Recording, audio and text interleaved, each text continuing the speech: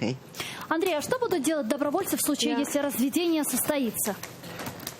Дивіться, відстань від наших бойових позицій до їхніх 800 кілометрів.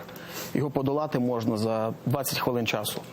І хто є гарантією того, що цього не відбудеться, і ці ідіоти з тої сторони не підуть і не займуть ті позиції? Ну вот Олег Стариков говорит, что там будет Нацгвардия, Нацполиция. А що таке Нацполіція? Це 2 екіпажі, там 4 чоловіка. Я досі не можу зрозуміти, звідки пішов цей, з моєї точки зору, фейк про наявність поліції і Нацгвардії в демілітаризованій зоні.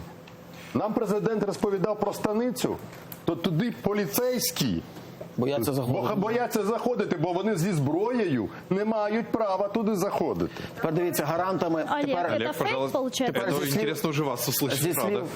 Секунду. Зі слів президента, гарантом цього є місія ОБСЄ, і ви на неї ссилаєтеся. Це одна з самих негідних, продажних, за 6 років дискредитованих структур на території України, яку Російська Федерація завжди використовувала для виявлення наших позицій, здавання наших позицій.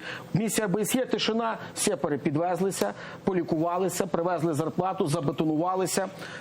Друга ситуація. Вони тільки в день до світлої сторони доби, до 3:30 зараз вони знаходяться. Їх після 4-ї дня до ранку, до 9 години, немає взагалі.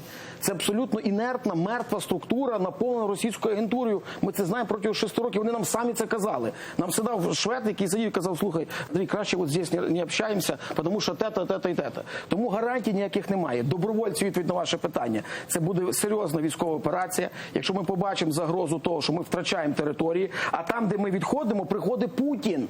Запам'ятайте це.